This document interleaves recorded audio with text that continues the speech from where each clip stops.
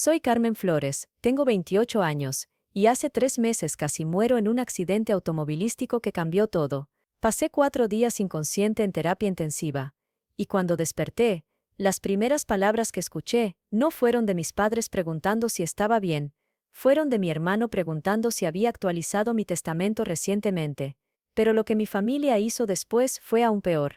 Si alguna vez has sentido que amas a tu familia más de lo que ellos te aman a ti, por favor déjame saber desde dónde estás viendo, y suscríbete para unirte a otros que entienden este tipo particular de desamor.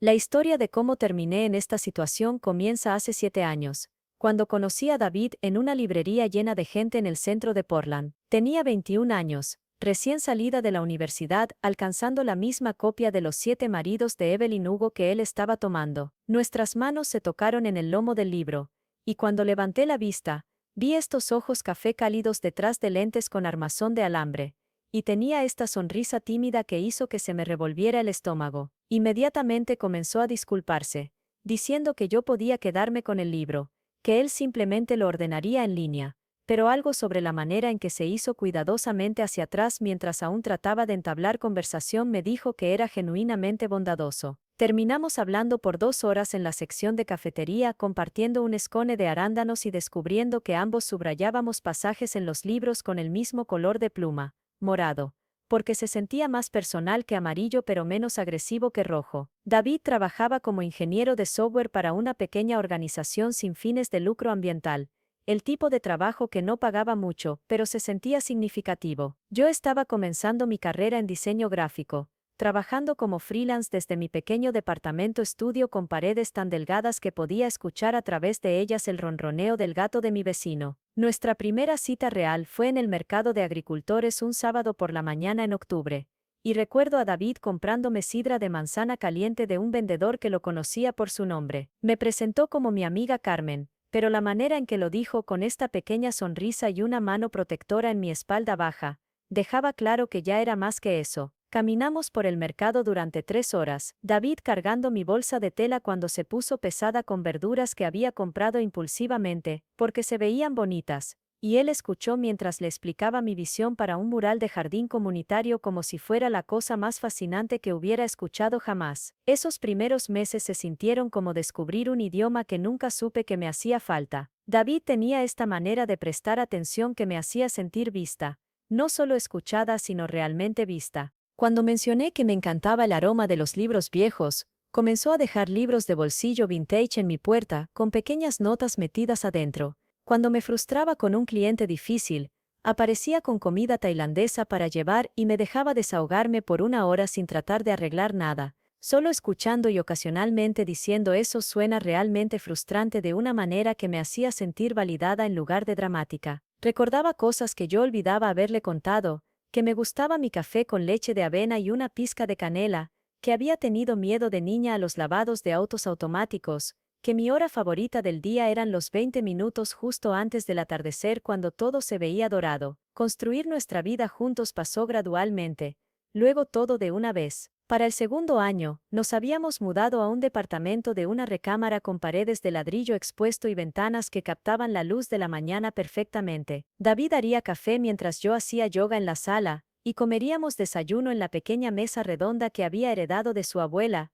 leyendo diferentes secciones del periódico y ocasionalmente compartiendo artículos interesantes. Comencé a conseguir mejores clientes freelance, diseñando logotipos para restaurantes locales y carteles de eventos para teatros comunitarios. David fue promovido para dirigir una nueva iniciativa de sustentabilidad en el trabajo. Adoptamos un gato rescatado llamado Pixel que tenía una pata blanca y problemas de actitud, y de alguna manera cuidar juntos a este gato naranja gruñón se sintió como practicar para un futuro más grande. Desarrollamos rituales que hacían que los días ordinarios se sintieran especiales. Las compras de los martes por la noche, donde David empujaba el carrito y yo navegaba, y siempre terminábamos comprando algo completamente innecesario que uno de nosotros había agarrado impulsivamente. Las limpiezas de los sábados por la mañana donde poníamos música a todo volumen y bailábamos con nuestros artículos de limpieza, convirtiendo las tareas domésticas en actuaciones para una audiencia de un gato crítico. La preparación de comidas de los domingos por la tarde, donde David cortaría verduras con precisión quirúrgica, mientras yo arreglaba todo en contenedores coordinados por colores, ambos hablando sobre la semana que venía y la semana que había pasado con la intimidad fácil de personas que genuinamente disfrutaban la compañía del otro. Los desafíos que enfrentamos solo parecían acercarnos más. Cuando perdí un cliente importante inesperadamente y pasé 2 semanas en espiral preguntándome si estaba hecha para el trabajo freelance, David investigó préstamos para pequeños negocios y me ayudó a crear un plan de 5 años sin sugerir ni una vez que simplemente consiguiera un trabajo real.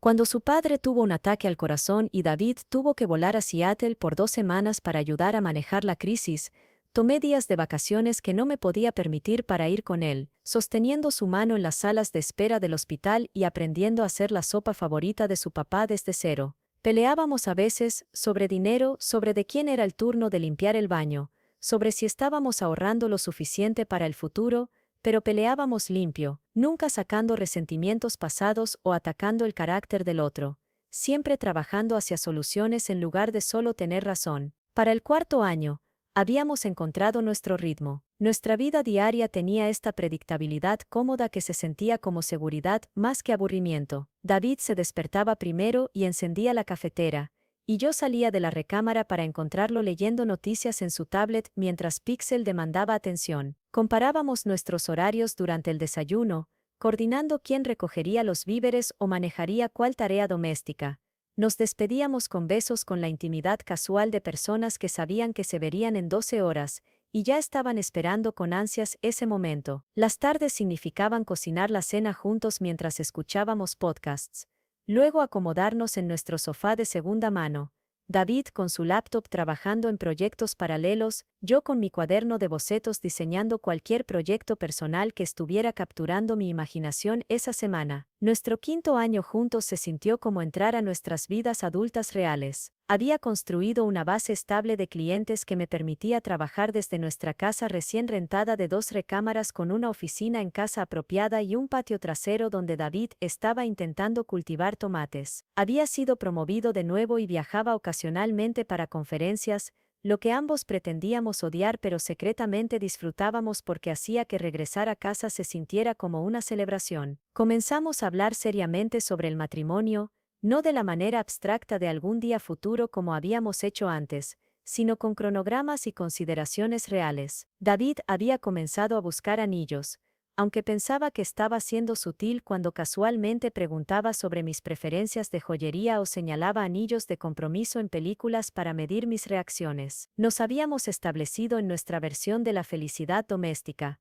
Recorridos matutinos de sábado al mercado de agricultores que se habían vuelto tradición, noches de cita de viernes que rotaban entre probar restaurantes nuevos y cocinar comidas elaboradas en casa, visitas de domingo por la tarde a galerías de arte o senderos para caminar dependiendo del clima. David tenía esta manera de hacer que los momentos ordinarios se sintieran especiales simplemente estando completamente presente para ellos. Cuando me estresaba por fechas límite de trabajo, me hacía té de manzanilla sin que se lo pidiera y se sentaba conmigo mientras trabajaba hasta tarde, sin hablar, solo haciéndome compañía. Cuando él tenía días difíciles en el trabajo, lidiando con burocracia que ralentizaba las iniciativas ambientales que le importaban, lo escuchaba desahogarse y luego sugería que lleváramos a Pixel a una caminata larga, sabiendo que mover su cuerpo le ayudaba a aclarar su mente. Nuestra vida juntos se sentía sólida, construida sobre una base de amistad genuina y respeto mutuo que había crecido hacia algo más profundo con el tiempo. Habíamos creado tradiciones y chistes internos,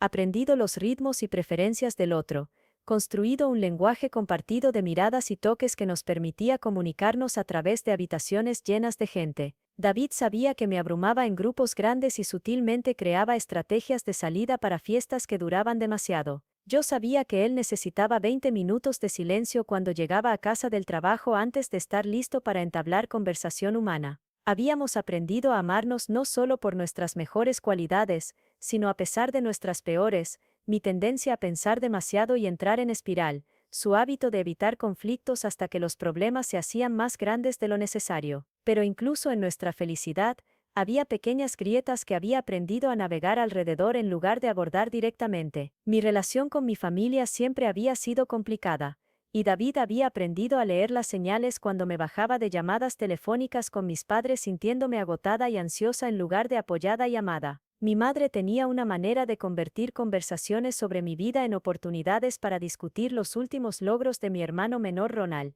y mi padre había perfeccionado el arte de ofrecer consejos que se sentían más como críticas envueltas en preocupación. David nunca decía nada directamente, pero podía verlo observándome después de visitas familiares, notando cómo me cuestionaría a mí misma por días después, cómo me disculparía más frecuentemente, y buscaría más seguridad sobre cosas de las que normalmente tenía confianza. Las señales de advertencia eran sutiles, cosas que me había entrenado a no notar, porque reconocerlas significaría confrontar verdades incómodas sobre personas que amaba. Cuando compartía buenas noticias sobre el trabajo o nuestra relación, la primera respuesta de mi madre usualmente era preguntar si estaba segura de que estaba tomando buenas decisiones, si había considerado problemas potenciales o desventajas que podría estar pasando por alto. Cuando David y yo visitábamos para las fiestas, mis padres pasarían todo el tiempo hablando sobre el trabajo de Ronald en finanzas, su nuevo departamento, su última promoción, mientras trataban a David educadamente pero distantemente, como un accesorio temporal que estaban siendo bondadosos al tolerar. Mi padre tenía una manera de hacer preguntas sobre mi negocio freelance, que se sentían más como interrogatorios sobre si estaba siendo financieramente responsable, si estaba planeando apropiadamente para el futuro, si realmente entendía lo que estaba haciendo. Había comenzado inconscientemente a prepararme para interacciones familiares de la manera en que otras personas se preparan para entrevistas de trabajo, ensayando actualizaciones sobre mi vida que minimizarían oportunidades para críticas, practicando respuestas a preguntas que sabía que venían sobre por qué no estaba casada todavía, por qué no estaba ganando más dinero, por qué no estaba siguiendo un camino más tradicional. David notó este patrón antes que yo, señalando gentilmente que parecía necesitar un día o dos para recuperarme después de pasar tiempo con mi familia, que actuaba diferente alrededor de ellos, más pequeña, más disculpándose, menos confiada en mis propias opiniones y decisiones. El día que todo cambió, comenzó como cualquier martes ordinario en marzo. Me desperté en nuestra cama caliente con el brazo de David alrededor de mi cintura y Pixel ronroneando en algún lugar cerca de mis pies, luz del sol filtrándose a través de las cortinas de gasa que habíamos colgado el fin de semana anterior. David hizo café mientras yo revisaba correos electrónicos, y compartimos un desayuno rápido de tostadas con la mermelada de fresa que su tía había enviado desde su granja en Oregón. Tenía 3 llamadas de clientes programadas y una fecha límite de diseño esa tarde. David tenía reuniones sobre la nueva iniciativa de paneles solares en el trabajo, y habíamos planeado encontrarnos para almorzar en la tienda de sándwiches cerca de su oficina, que hacía el increíble club de pavo con aguacate y germinados. La mañana fue exactamente como planeamos. Mis primeras 2 llamadas de clientes fueron bien, una aprobación en un diseño de logotipo del que había estado nerviosa, un proyecto nuevo que me mantendría ocupada por el próximo mes. Me sentía productiva y optimista, trabajando en mi escritorio en la oficina soleada con Pixel supervisando desde su percha en el alféizar de la ventana, cuando David me mandó un mensaje de que estaba llegando tarde al almuerzo, pero me encontraría en el restaurante tan pronto como terminara su reunión. Decidí salir temprano y caminar la ruta más larga a través del barrio que habíamos estado explorando, tomando fotos de detalles arquitectónicos interesantes para un posible proyecto personal. Nunca llegué al almuerzo. La intersección de Pine y Morrison, donde había cruzado de manera segura cientos de veces antes, se convirtió en el lugar donde mi vida se dividió en antes y después. Recuerdo entrar al cruce peatonal con la señal, pensando en si pedir mi sándwich usual o probar algo nuevo, cuando escuché el chirrido de frenos y la voz de David gritando mi nombre. El conductor que me golpeó había estado enviando mensajes de texto en un semáforo en rojo, y aceleró a través de la intersección sin levantar la vista, golpeándome con suficiente fuerza para arrojarme 15 pies, y dejarme inconsciente en el asfalto con una conmoción cerebral severa, 3 costillas rotas, y sangrado interno que requirió cirugía de emergencia. David me contó después que había estado caminando hacia el restaurante cuando vio todo suceder. Dijo que nunca había corrido más rápido en su vida, que había llegado a mi lado antes que la ambulancia, sosteniendo mi mano y hablándome aunque no podía responder, negándose a dejar que los paramédicos lo hicieran alejarse de mi lado durante el transporte al hospital. Llamó a mis padres desde la sala de emergencias, llorando mientras explicaba lo que había pasado, rogándoles que vinieran tan rápido como fuera posible, porque los doctores no estaban seguros si iba a despertar. Por 4 días, existí en un espacio gris entre la conciencia y la nada, consciente de voces y movimiento a mi alrededor pero incapaz de responder o entender completamente lo que estaba pasando. David me contó después que apenas había dejado el hospital, durmiendo en la silla incómoda junto a mi cama, hablándome constantemente, porque había leído en algún lugar que los pacientes en coma a veces podían escuchar voces familiares. Había traído mi lista de reproducción favorita, y la había puesto suavemente en repetición, sostenido mi mano mientras leía en voz alta del libro que habíamos estado compartiendo. Me actualizaba sobre las actividades diarias de Pixel como si solo estuviera en un viaje de negocios en lugar de luchando por mi vida. Mis padres llegaron el segundo día, y David dijo que habían parecido apropiadamente preocupados, haciendo preguntas médicas y trayendo flores para mi habitación. Pero algo se sentía mal sobre su presencia, aunque David no podía identificar exactamente qué. Habían hecho preguntas detalladas sobre mi seguro médico, sobre lo que los doctores estaban diciendo sobre la recuperación a largo plazo, sobre si había firmado algún documento legal reciente. En ese momento, David pensó que solo estaban procesando la crisis a su manera, tratando de entender las implicaciones prácticas de lo que le había pasado a su hija. Ronald llegó el tercer día, supuestamente manejando directamente desde San Francisco donde había estado en un viaje de negocios. David dijo que había parecido conmocionado por verme inconsciente y conectada a máquinas, pero también extrañamente enfocado en logística más que emociones. Le había preguntado a David sobre mi situación laboral, si los clientes sabían lo que había pasado, si había fechas límite importantes u obligaciones financieras que necesitaran atención. También había preguntado con lo que David describió como curiosidad casual, si yo había mencionado alguna vez actualizar mi testamento o cualquier documento de planificación patrimonial. Cuando finalmente desperté el día 4, aturdida y desorientada con un dolor de cabeza que se sentía como si alguien estuviera usando un martillo en el interior de mi cráneo, la primera voz que escuché no fue David diciendo que me amaba o mi madre expresando alivio de que estuviera bien. Fue Ronald preguntando: «Carmen, oye, qué bueno verte despierta. Escucha, sé que no es el mejor momento, pero has actualizado tu testamento recientemente». Mamá y papá se estaban preguntando, y con todo lo que pasó, queremos asegurarnos de que todos tus asuntos estén en orden. Traté de enfocar mis ojos en su cara, confundida por la pregunta y aún armando dónde estaba, y qué había pasado. David estaba de repente junto a mi cama, empujando a Ronald hacia atrás con una firmeza que nunca había visto de él antes, diciendo: «¿Qué demonios te pasa? Acaba de despertar de un coma y le estás preguntando sobre su testamento». Pero el daño estaba hecho. A través de mi neblina de medicamentos para el dolor, había escuchado las primeras palabras que mi familia había elegido hablarme después de casi perderme para siempre, y no eran sobre amor o alivio o gratitud de que estuviera viva.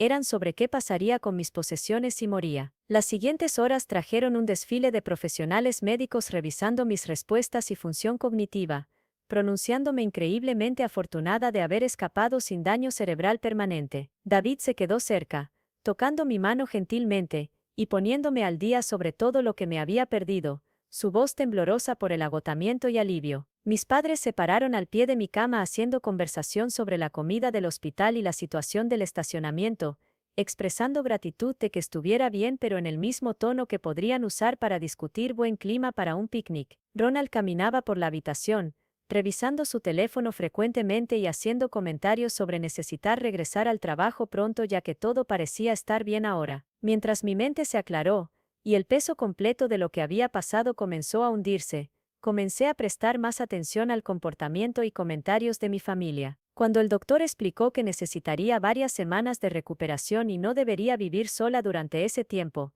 mi madre inmediatamente sugirió que David podría manejar eso ya que no parecía tener nada más que hacer de todas maneras. Cuando la discusión se dirigió a efectos potenciales a largo plazo y cuidados de seguimiento, mi padre se enfocó principalmente en cobertura de seguro y costos de bolsillo, haciendo cálculos en voz alta sobre si mis ingresos freelance cubrirían gastos médicos extendidos. Pero fue Ronald quien reveló la verdadera profundidad de sus prioridades. Mientras David estaba en el pasillo hablando con mi doctor sobre planificación del alta, Ronald se acercó a mi cama, con lo que probablemente pensó era sutileza, y dijo: «Carmen, sé que el momento es incómodo, pero mamá y papá me pidieron que mencionara esto. Con todo lo que pasó, nos dimos cuenta de que ninguno de nosotros realmente conoce tu situación financiera o lo que pasaría si algo como esto pasara de nuevo. Tienes seguro de vida, y tu casa, tu cuenta de ahorros, los activos de tu negocio, tienes beneficiarios listados. Es solo planificación responsable,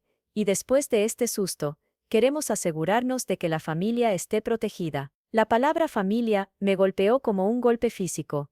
No tú estás protegida o tus intereses están asegurados, sino la familia está protegida. Estaba acostada en una cama de hospital con puntadas y moretones y un cerebro que aún se sentía como algodón. Y mi hermano estaba preguntando sobre mis activos como si fuera un portafolio a ser manejado más que una persona que casi había muerto. Cuando pregunté débilmente por qué esto no podía esperar hasta que estuviera en casa y recuperada, Ronald intercambió una mirada con mis padres que capté a pesar de mi estado nebuloso, una mirada que decía que habían discutido esta estrategia antes de acercarse a mí. Bueno, dijo mi madre con el tono artificialmente gentil que usaba cuando quería algo, simplemente no queremos cargarte con este tipo de decisiones cuando estás lidiando con la recuperación. Si solo pudieras decirnos qué arreglos tienes en su lugar, podríamos ayudar a asegurar que todo esté apropiadamente organizado. Es lo que hace la familia. Nos encargamos de estos asuntos prácticos para que puedas enfocarte en mejorar. La manipulación era tan suave, tan practicada, que por un momento casi me la creí. Estaban enmarcando su interés en mis finanzas como cuidado, su preocupación sobre mis activos como protección para mí. Pero algo que David había dicho meses antes me regresó claramente. Las personas te muestran quiénes son en situaciones de crisis. Presta atención a lo que priorizan cuando piensan que más importa. Mi familia acababa de mostrarme que en su momento de crisis, cuando su hija y hermana casi había muerto, su prioridad principal era asegurar acceso a lo que pudiera dejar atrás. David regresó de su conversación con el doctor para encontrarme llorando, no por dolor físico sino por la realización devastadora de que había pasado 28 años amando a personas que me veían principalmente como una oportunidad financiera. Cuando preguntó qué estaba mal, mi padre rápidamente explicó que habíamos estado discutiendo asuntos prácticos y probablemente solo estaba abrumada por todas las decisiones que necesitaban hacerse. David miró alrededor de la habitación a las caras culpables de mi familia y mis lágrimas, y vi su expresión cambiar de confusión a comprensión a ira protectora. ¿Qué asuntos prácticos?, preguntó David con el mismo tono controlado que usaba cuando Pixel había destruido algo importante, y estaba tratando de no perder la calma. Despertó de un coma hace 6 horas. ¿Qué asuntos prácticos podrían posiblemente ser lo suficientemente urgentes para discutir ahora mismo? El silencio que siguió fue ensordecedor. Mis padres y Ronald claramente habían esperado tener esta conversación sin David presente, y ahora estaban atrapados teniendo que explicar por qué habían priorizado mi planificación patrimonial sobre mi bienestar emocional mientras aún estaba desorientada por trauma craneal. Mi madre intentó salvar la situación explicando que solo estaban tratando de ser útiles y asegurándose de que Carmen estuviera preparada para cualquier cosa, pero la expresión de David dejó claro que no se estaba creyendo sus justificaciones. Esa noche, después de que mi familia se había ido a cenar y encontrar mejores acomodaciones que las sillas del hospital, David se sentó junto a mi cama en la habitación tenue, y preguntó gentilmente si quería hablar sobre lo que realmente había pasado mientras él estaba hablando con el doctor. Le conté sobre las preguntas de Ronald, sobre la conversación sobre beneficiarios y seguro de vida, sobre la mirada que había pasado entre los miembros de mi familia cuando pensaron que no estaba prestando atención. David escuchó sin interrumpir, sosteniendo mi mano y ocasionalmente sacudiendo la cabeza en incredulidad. Carmen dijo finalmente: necesito contarte algo y no quiero molestarte más de lo que ya estás. Pero mientras estabas inconsciente, tu familia me hizo muchas preguntas que no parecían como preocupación normal por alguien que amaban. Querían saber sobre los ingresos de tu negocio, tu cuenta de ahorros, si tenías algún activo valioso que no conocieran. Preguntaron si alguna vez habías mencionado sentirte insegura o suicida, lo que parecía como si estuvieran tratando de averiguar si este accidente podría no haber sido accidental. Y Ronald específicamente preguntó si alguna vez habías hablado sobre dejarme algo en un testamento, y parecía aliviado cuando dije que nunca lo habíamos discutido. Las piezas encajaron con claridad nauseabunda. Mi familia no había corrido al hospital porque estaban aterrorizados de perderme. Habían venido porque estaban aterrorizados de perder acceso a lo que pudiera dejar atrás si moría. Habían pasado 4 días mientras estaba inconsciente, no solo preocupados por mi recuperación, sino estrategiando sobre cómo asegurar sus intereses financieros en caso de que no sobreviviera. Las preguntas sobre mi salud mental no estaban motivadas por preocupación por mi bienestar. Estaban pescando información que podría ayudarlos a impugnar un testamento si había dejado todo a David en lugar de a ellos. La mañana siguiente trajo el primer asalto directo a mi relación con David. Mi madre llegó temprano con café y pasteles, acomodándose en la silla junto a mi cama con la apariencia de una madre cariñosa trayendo comida de consuelo a su hija herida. Pero en minutos, había dirigido la conversación hacia mi situación de vivienda durante la recuperación, expresando preocupaciones sobre si David realmente estaba equipado para proporcionar el nivel de cuidado que necesitaría. Cariño, sé que amas a David y parece ser un hombre bastante agradable, pero esta es una situación médica seria. Necesitas a alguien con experiencia, alguien que entienda lo que implica la recuperación de este tipo de trauma. David es joven y nunca ha lidiado con algo así antes. ¿Qué pasa si algo sale mal? ¿Qué pasa si tienes complicaciones que él no reconoce? ¿No te sentirías más segura viniendo a casa con nosotros, donde papá y yo podemos vigilarte apropiadamente?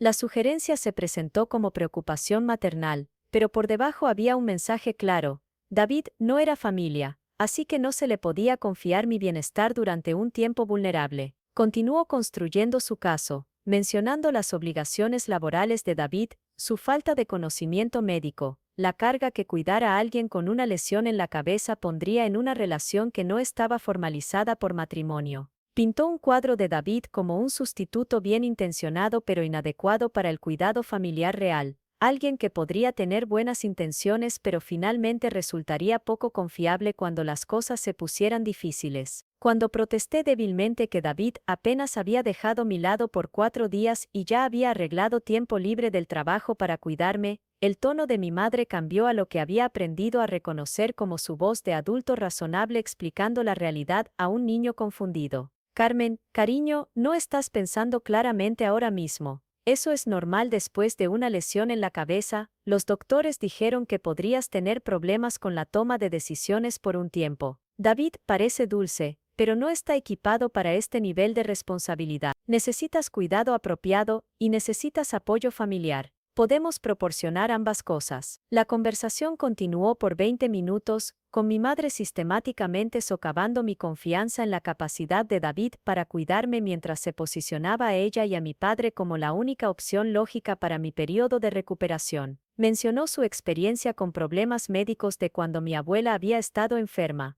su entendimiento de cómo se ve realmente la recuperación y su compromiso con la familia que aseguraría que recibiera el mejor cuidado posible. Cada argumento estaba diseñado para hacerme dudar de las capacidades de David, mientras me hacía sentir culpable por incluso considerar alternativas al cuidado familiar. Cuando David llegó con flores y mi libro favorito, entró al final de esta sesión de manipulación. Mi madre cambió de marcha suavemente, saludándolo calurosamente y explicando que había estado discutiendo las opciones de recuperación de Carmen, para asegurarse de que consideráramos todas las posibilidades.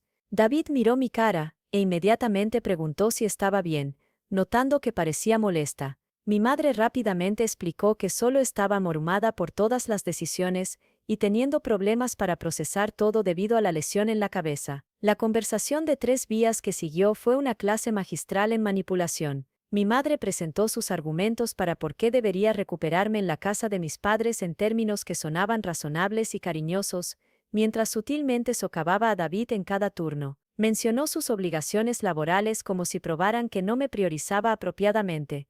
Hizo referencia a su falta de experiencia médica como si cuidar a alguien con una conmoción cerebral requiriera entrenamiento especializado. Habló sobre la comodidad de estar en casa con la familia como si la presencia de David no pudiera proporcionar el mismo apoyo emocional. David escuchó pacientemente sus argumentos, luego respondió con firmeza tranquila.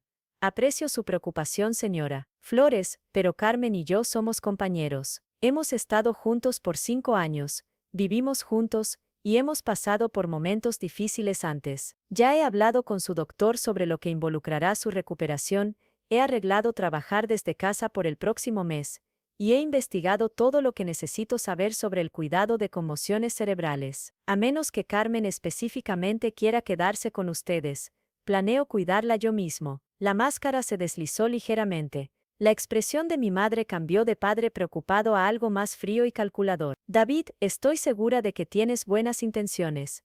Pero esto no se trata de lo que tú quieres o lo que piensas que puedes manejar. Esto se trata de lo que es mejor para Carmen. Y el cuidado familiar siempre es preferible en situaciones como esta. Tenemos experiencia, tenemos recursos, y tenemos el tipo de compromiso que viene de relaciones de sangre más que relaciones románticas que podrían no durar. La implicación era clara, David era temporal, pero la familia era permanente, así que la familia debería tener autoridad para tomar decisiones sobre mi cuidado. Esencialmente había argumentado que su reclamo sobre mí era más fuerte que el suyo porque la genética importaba más que la elección, que su relación biológica les daba más derecho a determinar mi bienestar que el hombre que había elegido para construir una vida. La mandíbula de David se tensó, pero mantuvo su voz nivelada mientras respondía que respetaba su preocupación, pero no se haría a un lado a menos que yo específicamente se lo pidiera. Esa tarde, Ronald llegó con refuerzos en la forma de mi padre, y la presión aumentó significativamente. Claramente habían coordinado su enfoque, turnándose para presentar argumentos sobre por qué debería recuperarme en la casa familiar mientras David estaba en el trabajo. Mi padre se enfocó en preocupaciones prácticas, la logística de que alguien me revisara durante el día, las complicaciones potenciales que podrían surgir, la tranquilidad que vendría de tener múltiples miembros de la familia disponibles para ayudar. Ronald tomó un enfoque diferente, enfocándose en lo que llamó el panorama general.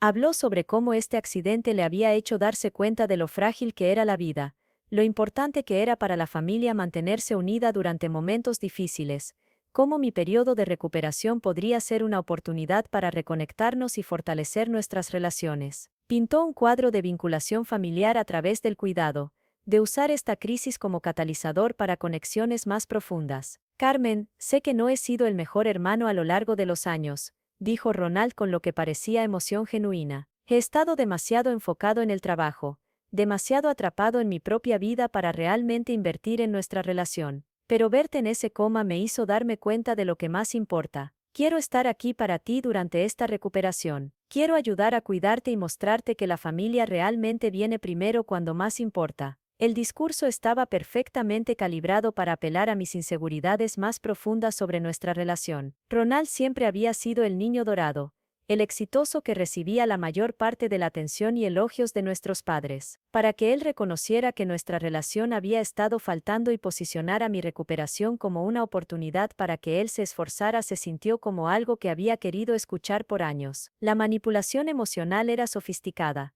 ofreciéndome la relación de hermano que siempre había anhelado a cambio de cumplimiento con su plan de cuidado. Pero David me había enseñado a notar patrones, y estaba comenzando a ver uno. Cada argumento que mi familia hacía los posicionaba como más comprometidos, más capaces, y más apropiados cuidadores que David. Cada sugerencia me separaba de la persona que había sido mi sistema de apoyo principal y relación más cercana por 5 años. Cada conversación concluía con ellos teniendo más acceso a mí y más control sobre mi ambiente durante un tiempo cuando era vulnerable y dependiente de otros. Cuando pregunté por qué importaba tanto dónde me recuperaba mientras tuviera cuidado apropiado, las respuestas revelaron sus verdaderas motivaciones. Mi madre habló sobre responsabilidad familiar y lo que la gente pensaría si me dejaran recuperar con David en lugar de venir a casa. Mi padre mencionó estar disponible para cualquier emergencia médica y tener supervisión apropiada durante un tiempo vulnerable. Ronald enfatizó unidad familiar y asegurarse de que estés rodeada de personas que te han conocido toda tu vida. Ninguno de sus argumentos se enfocó en mi comodidad, mis preferencias, o lo que realmente me ayudaría a sanar más efectivamente. Todos eran sobre su acceso a mí, su control sobre mi ambiente, y su capacidad de posicionarse como mi sistema de apoyo principal durante un tiempo, cuando podría necesitar tomar decisiones importantes sobre mi salud, mi trabajo o mis finanzas. Mientras más presionaban, más claro se volvía que esto no se trataba de mi bienestar, se trataba de establecer su autoridad sobre mí mientras estaba demasiado herida para resistir efectivamente. Esa tarde, después de que mi familia se había ido a cenar juntos sin invitar a David a unirse, le pregunté directamente qué pensaba sobre sus argumentos. David se sentó en silencio por mucho tiempo antes de responder, eligiendo sus palabras cuidadosamente porque sabía cuánto significaba mi familia para mí a pesar de sus fallas. Carmen, Creo que tu familia te ama a su manera, pero también creo que ven esta situación como una oportunidad para conseguir lo que quieren más que darte lo que necesitas. Me has contado historias sobre cómo te han tratado a lo largo de los años, la manera en que priorizan a Ronald, la manera en que te hacen sentir como si nunca fueras lo suficientemente buena, la manera en que te hacen sentir culpable para cumplir cuando tratas de establecer límites. Algo de su comportamiento ahora mismo parece diferente de esos patrones. La pregunta me obligó a confrontar verdades incómodas que había estado evitando. La respuesta de mi familia a mi experiencia cercana a la muerte había sido completamente consistente con su tratamiento de toda la vida hacia mí.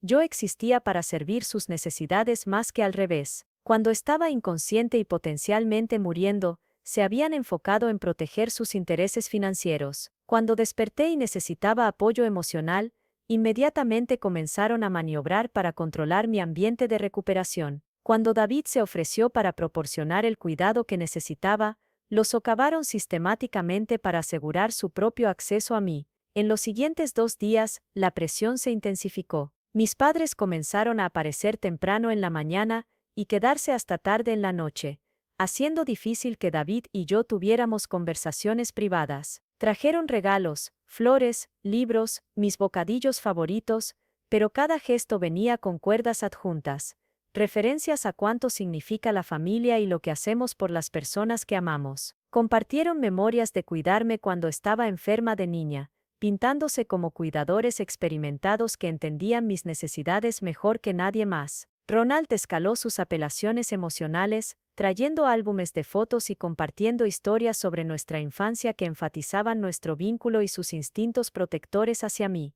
Habló sobre sentirse culpable por ser un hermano distante y querer compensar el tiempo perdido cuidándome apropiadamente durante mi recuperación. Mencionó conversaciones que había tenido con su novia sobre cómo el accidente le había hecho darse cuenta de que el éxito profesional no significaba nada si perdías a las personas que más importaban.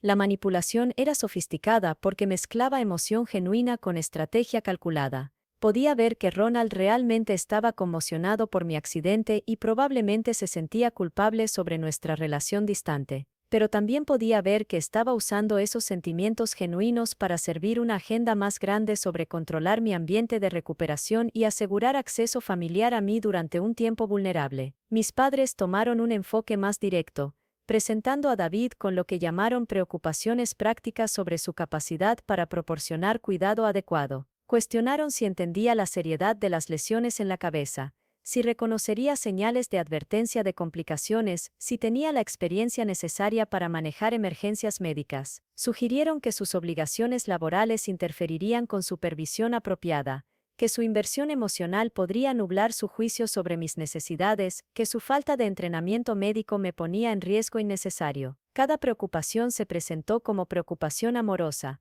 pero el efecto acumulativo fue pintar a David como irresponsable e inadecuado. No solo estaban argumentando que el cuidado familiar era mejor, estaban argumentando que el cuidado de David era peligroso, que elegirlo sobre ellos sería imprudente y potencialmente dañino para mi recuperación. El mensaje era claro: si insistía en recuperarme con David en lugar de con ellos, cualquier complicación o retroceso sería mi culpa por hacer una elección irresponsable. La gota que derramó el vaso llegó en mi 5.º día en el hospital, cuando escuché una conversación entre mis padres y Ronald en el pasillo afuera de mi habitación. Pensaron que estaba durmiendo, pero los medicamentos me habían dejado somnolienta más que inconsciente, y sus voces se llevaron claramente a través de la puerta parcialmente abierta. Está siendo testaruda sobre esto porque piensa que está enamorada. Mi madre estaba diciendo con el tono desdeñoso que usaba cuando discutía lo que consideraba mi mal juicio. Pero siempre ha tomado decisiones impulsivas sobre hombres, y esta lesión en la cabeza no está ayudando a que piense claramente. Necesitamos ser firmes sobre lo que es mejor para ella, incluso si no lo entiende ahora mismo. La respuesta de mi padre fue aún más reveladora.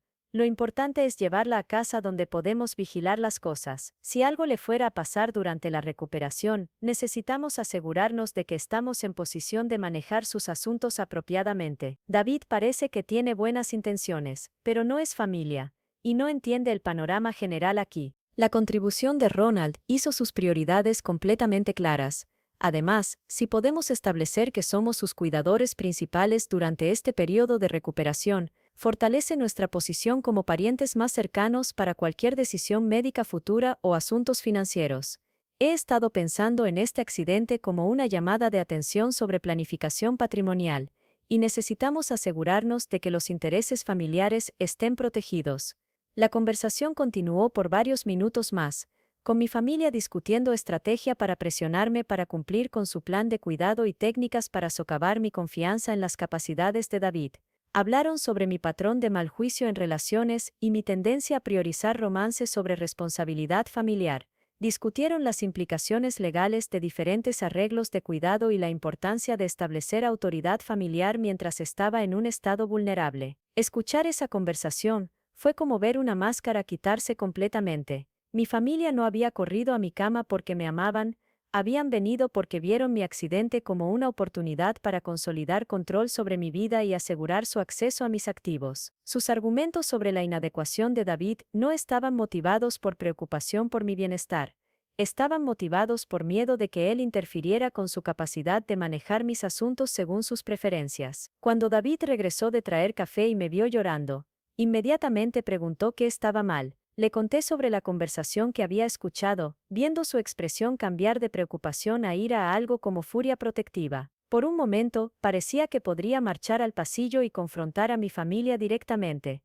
Pero en su lugar se sentó junto a mi cama y tomó mis manos gentilmente. Carmen, necesito que entiendas algo, dijo con intensidad tranquila. Lo que tu familia está haciendo no es normal. Las familias amorosas no ven a su hija herida como una oportunidad para asegurar control legal o acceso financiero. No estrategan sobre socavar su relación cuando es vulnerable. No priorizan sus propios intereses sobre su bienestar emocional durante la recuperación de trauma. Esto no es amor. Esto es manipulación, y es cruel. Las palabras me golpearon como agua fría, porque me obligaron a reconocer lo que había sido entrenada a no ver. El comportamiento de mi familia no era una versión extrema de preocupación familiar normal, era fundamentalmente diferente de cómo las personas que realmente me amaban responderían a mi crisis. La reacción de David a mi accidente había sido dejar todo y enfocarse completamente en mi bienestar. La reacción de mi familia había sido inmediatamente comenzar a calcular cómo beneficiarse de la situación. Esa noche, tomé la decisión que cambiaría todo.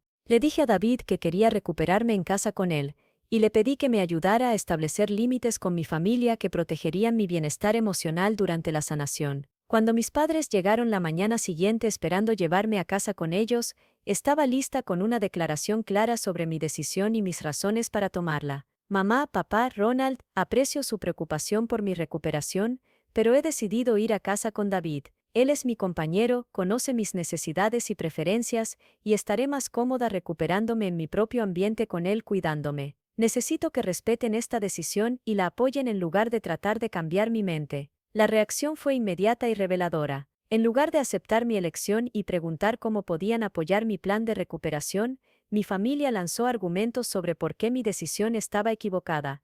Era peligrosa y egoísta. Mi madre me acusó de priorizar a un novio sobre la familia y tomar decisiones con una lesión en la cabeza de las que te arrepentirás después. Mi padre habló sobre responsabilidad y lo que pasa cuando David se canse de jugar enfermero. Ronald me acusó de alejar a las personas que realmente te aman en favor de alguien que podría no quedarse cuando las cosas se pongan difíciles. La conversación escaló rápidamente al tipo de manipulación emocional que había experimentado toda mi vida pero nunca había reconocido tan claramente. Mi madre lloró sobre cuánto dolía tener su cuidado rechazado en favor de alguien que apenas te conoce comparado con la familia. Mi padre se volvió severo y paternal, explicando que estaba demasiado emocional y herida para tomar decisiones racionales y necesitaba guía familiar para protegerte de malas decisiones. Ronald alternó entre hermano menor herido y hermano mayor protector, hablando sobre lo preocupado que estaría si no estaba en algún lugar seguro con personas que realmente te entienden. Pero algo había cambiado en mí durante esos 5 días en el hospital.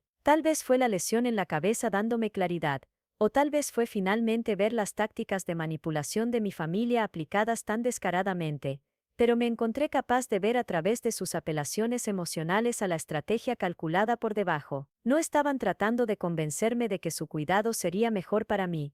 Estaban tratando de convencerme de que mi propio juicio estaba deteriorado y su autoridad era más confiable que mis preferencias personales. Cuando me mantuve firme en mi decisión a pesar de sus argumentos, la conversación tomó un giro más oscuro. Mi madre sugirió que David había influenciado mi pensamiento mientras era vulnerable, que había aprovechado mi lesión en la cabeza para voltearme contra la familia. Mi padre implicó que estaba siendo manipulada por alguien que tenía su propia agenda y no entendía realmente la lealtad familiar. Ronald acusó a David de aislarme de personas que realmente se preocupaban por mi bienestar.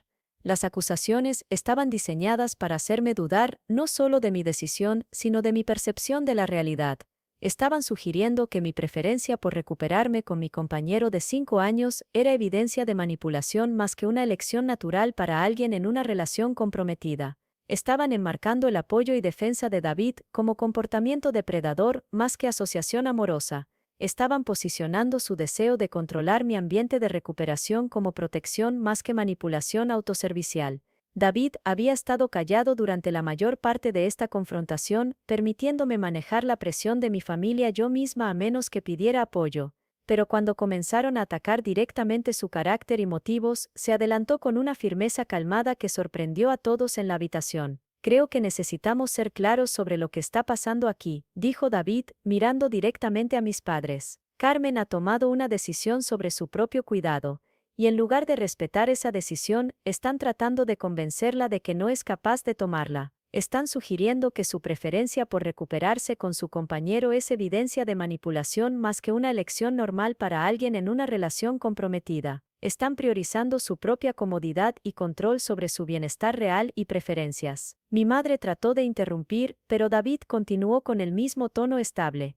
Carmen es una adulta inteligente y capaz que ha estado tomando sus propias decisiones exitosamente por años. Sobrevivió un accidente serio, se está recuperando bien, y claramente puede comunicar sus necesidades y preferencias. La única razón para anular sus elecciones sería si realmente estuviera incapacitada, lo cual claramente no está. Lo que están haciendo no es protección, es control. El silencio que siguió fue ensordecedor. David había declarado claramente lo que todos en la habitación entendían, pero nadie había estado dispuesto a decir directamente mi familia estaba tratando de anular mi autonomía durante un tiempo vulnerable para servir sus propios intereses. Se había negado a involucrarse con su manipulación emocional o ataques personales, en su lugar enfocándose en el problema básico de si tenía el derecho de tomar decisiones sobre mi propio cuidado. Mi padre fue el primero en responder, y sus palabras revelaron todo.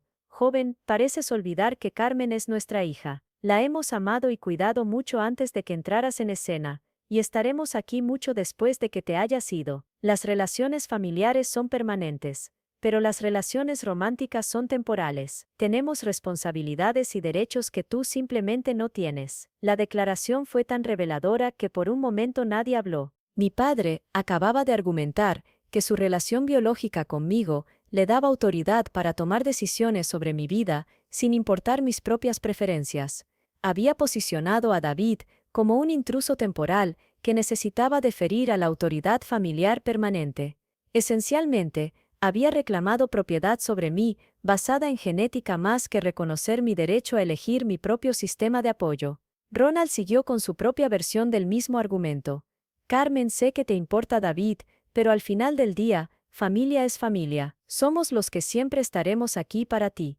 Sin importar qué. Los novios van y vienen, pero tu hermano y tus padres son para siempre. Necesitas pensar en quién realmente puedes contar cuando las cosas se pongan difíciles. La manipulación era sofisticada, posicionando sus demandas como evidencia de compromiso permanente, mientras sugiriendo que el apoyo de David era temporal y poco confiable. Me estaban pidiendo que eligiera entre David y ellos, pero enmarcando la elección como una entre romance temporal y amor familiar eterno más que entre manipulación y apoyo genuino. Cuando respondí que David se había ganado mi confianza a través de 5 años de apoyo consistente mientras mi familia había aparecido principalmente para asegurar sus propios intereses, la conversación explotó en el tipo de caos emocional que había caracterizado conflictos familiares a lo largo de mi infancia. Mi madre comenzó a llorar sobre cuánto dolía tener su amor cuestionado y sus motivos dudados. Mi padre se enojó por mi ingratitud y falta de respeto hacia personas que habían sacrificado todo para criarme. Ronald me acusó de reescribir la historia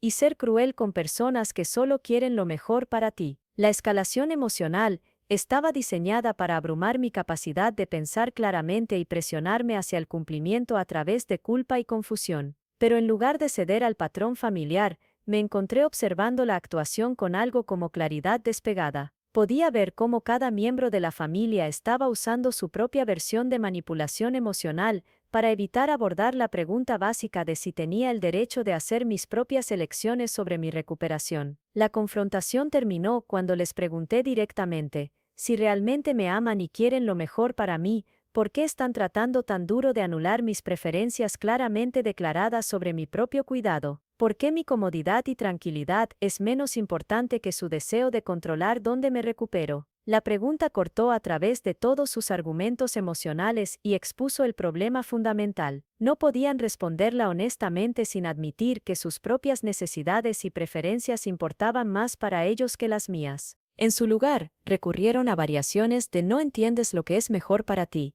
y "la familia sabe mejor que los forasteros", pero estas respuestas solo destacaron cuán condescendiente y controladora realmente era su posición. Mi madre hizo un último intento de manipulación emocional, diciéndome que elegir a David sobre la familia rompería su corazón y destruiría nuestra relación para siempre. Pero incluso esa amenaza se sintió hueca ahora que entendía la dinámica claramente. No estaba amenazando con retirar amor, estaba amenazando con retirar la actuación de amor que siempre había sido condicional en mi cumplimiento con sus expectativas. Cuando mi familia finalmente se fue del hospital ese día, no solo estaban enojados por mi decisión de recuperarme con David, estaban furiosos de que sus tácticas de manipulación habían fallado, y que había elegido autonomía sobre cumplimiento. Las máscaras se habían quitado completamente, y había visto claramente que su versión de amor familiar era realmente un sistema de control disfrazado como cuidado. David me ayudó a empacar mis pocas pertenencias y salir del hospital, y durante el manejo silencioso a casa, sentí algo que nunca había experimentado antes: confianza completa de que había tomado una decisión basada en mis propias necesidades más que en las expectativas de otras personas. Por primera vez en mi vida adulta, había elegido mi propio bienestar sobre la presión familiar,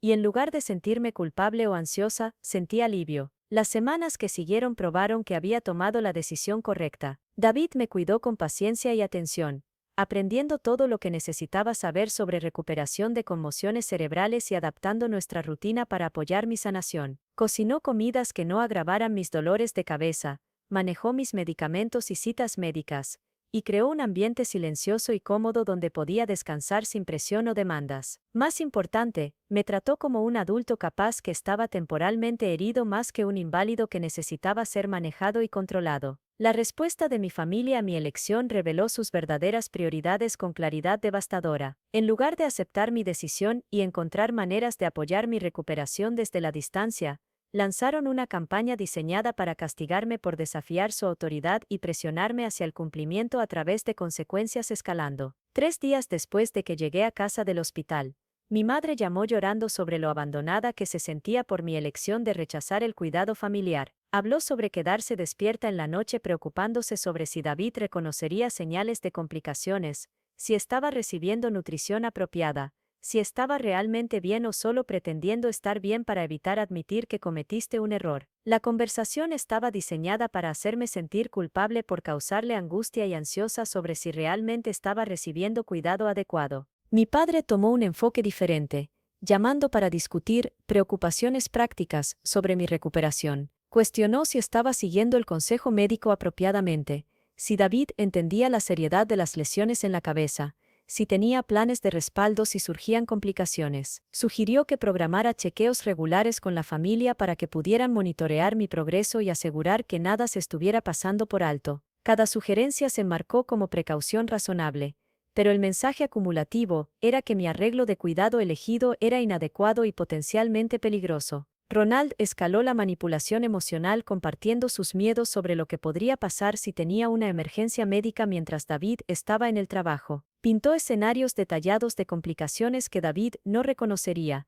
situaciones donde podría necesitar intervención familiar inmediata, consecuencias de independencia testaruda que podrían resultar en daño permanente o muerte. Habló sobre sentirse indefenso para protegerme y culpable por no insistir más enérgicamente que viniera a casa con la familia. Cuando las apelaciones emocionales fallaron en cambiar mi mente, mi familia se movió a presión social, comenzaron a llamar a miembros de la familia extendida y amigos de la familia para compartir sus preocupaciones sobre mi situación de recuperación. Se posicionaron como padres preocupados que estaban siendo prevenidos de cuidar a su hija herida por un novio que la estaba manteniendo aislada y tomando decisiones médicas para las que no estaba calificado. Las llamadas no se presentaron como solicitudes para que las personas me presionaran. Se enmarcaron como actualizaciones sobre mi condición que casualmente incluían preocupaciones detalladas sobre mis elecciones de cuidado. Pero el efecto fue que tías, tíos y amigos de la familia comenzaron a contactarme para expresar sus propias preocupaciones sobre si estaba tomando buenas decisiones y si había considerado todas las implicaciones de recuperarme con David en lugar de familia. Mi tía Patricia llamó para compartir lo conmocionada que estaba de que eligiera depender de un novio en lugar de familia durante un momento tan serio. Mi tío Robert mencionó estar confundido sobre por qué no querría el cuidado de mis padres cuando estaba tan vulnerable y necesitaba ayuda experimentada. Amigos de la familia se acercaron para expresar sorpresa de que no estuviera aprovechando la oferta generosa de mis padres de cuidarme durante la recuperación. Cada conversación estaba cuidadosamente diseñada para hacerme sentir como si hubiera tomado una elección inusual e irrazonable que reflejaba mal juicio y prioridades cuestionables. El mensaje colectivo era que las personas normales y responsables elegirían cuidado familiar sobre cuidado de pareja,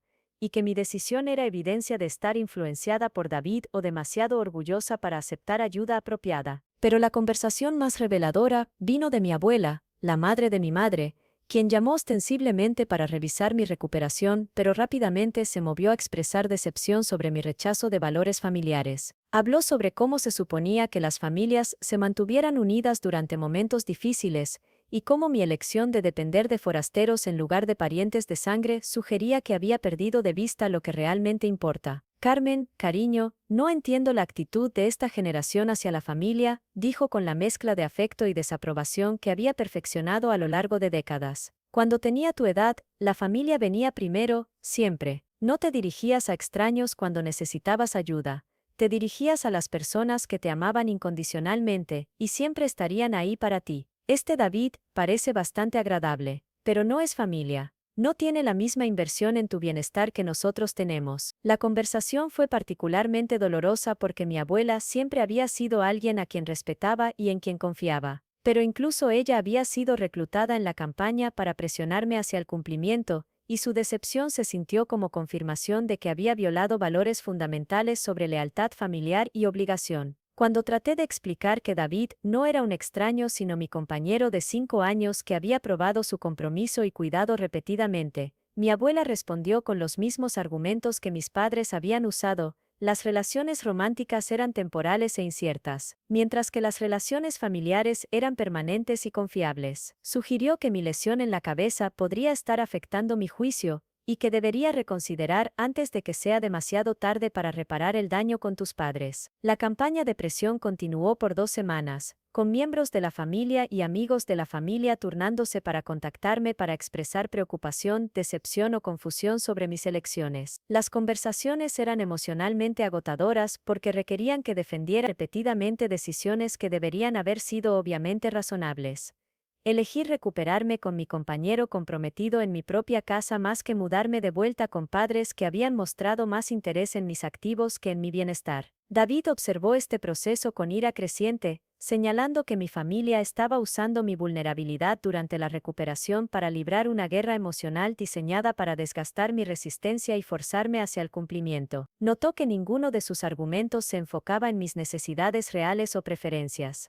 Todos eran sobre sus sentimientos, sus preocupaciones, su decepción y su versión de dinámicas familiares apropiadas. Carmen, las familias saludables no conducen campañas de presión contra sus miembros de familia heridos, dijo David después de una llamada particularmente difícil con mi madre. No reclutan familia extendida para hacer sentir culpable a alguien que se está recuperando de trauma craneal.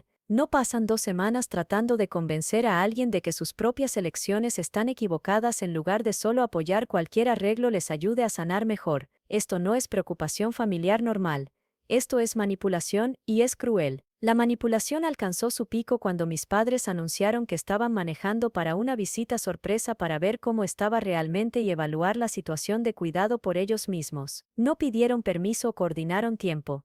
Simplemente llamaron para informarme que estarían llegando al día siguiente y esperaban ser bienvenidos en mi hogar para una evaluación extendida de mi progreso de recuperación. El anuncio estaba claramente diseñado para tomarme desprevenida y ponerme en una posición donde rechazar su visita parecería irrazonable e hiriente. Lo enmarcaron como padres amorosos que no podían quedarse alejados por más tiempo, personas que necesitaban ver a su hija herida con sus propios ojos para calmar sus mentes preocupadas. Pero el lenguaje que usaron, evaluar la situación de cuidado y ver cómo están las cosas realmente reveló su intención real de evaluar y potencialmente desafiar mi arreglo de recuperación. Cuando protesté que no estaba lista para visitantes y necesitaba aviso previo para cualquier interacción social, mi madre se puso llorosa por ser tratada como una extraña que necesitaba permiso para ver a su propia hija. Habló sobre quedarse despierta en la noche preguntándose si estaba realmente bien o solo diciendo lo que David quería que dijera. Posicionó mi solicitud de límites como evidencia de que estaba siendo controlada más que recuperándome a mi propio ritmo. Mi padre tomó un enfoque más directo,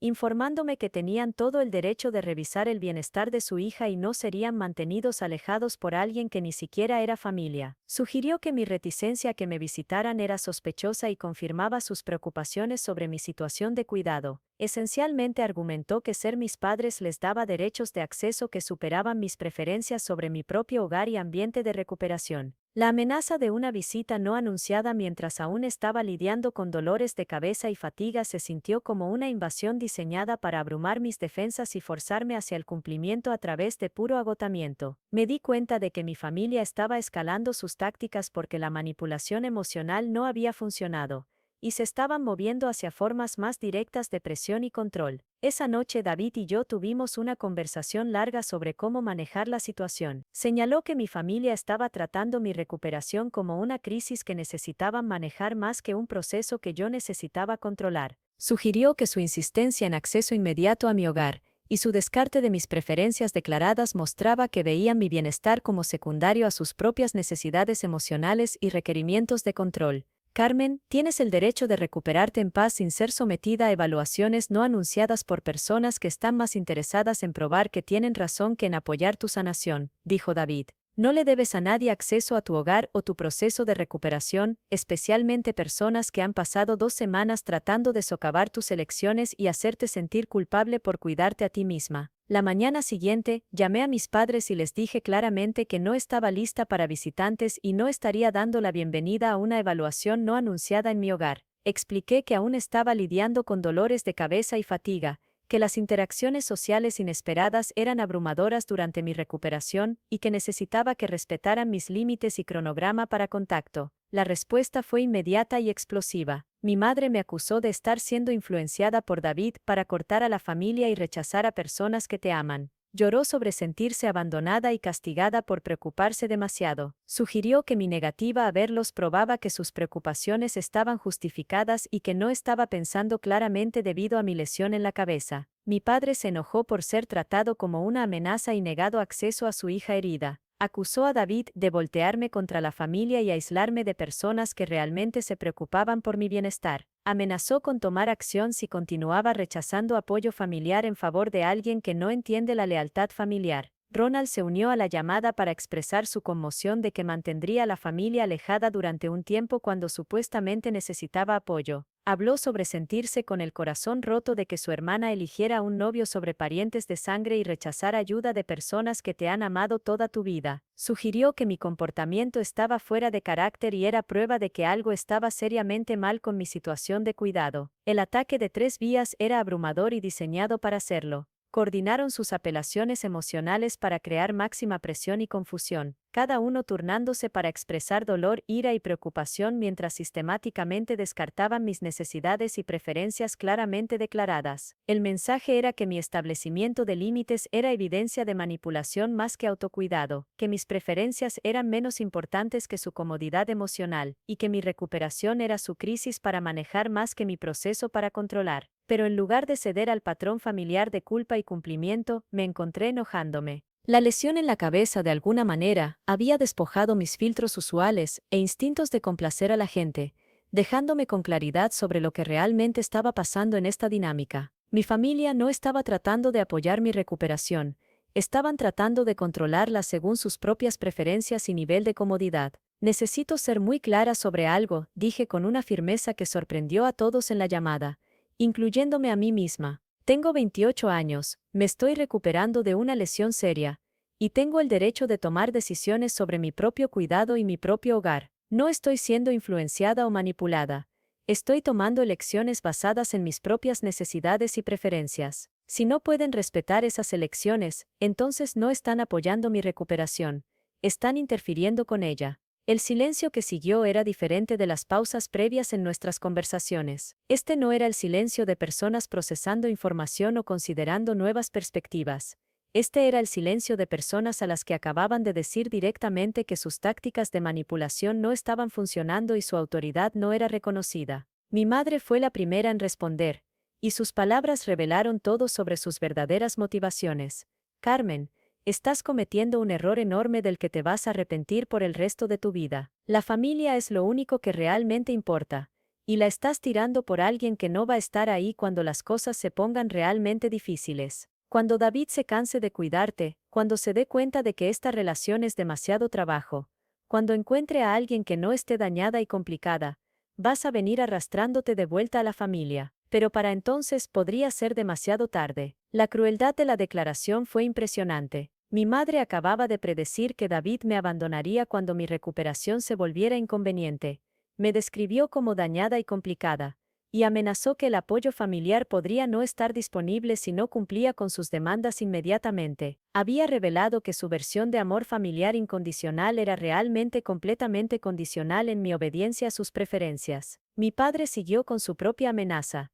Carmen, estás siendo testaruda y tonta, y esta decisión va a tener consecuencias. No vamos a seguir rogándote que aceptes ayuda que obviamente no quieres, pero no esperes que estemos disponibles cuando este arreglo se desplome y te des cuenta de que necesitas apoyo familiar real. Ronald entregó el golpe final.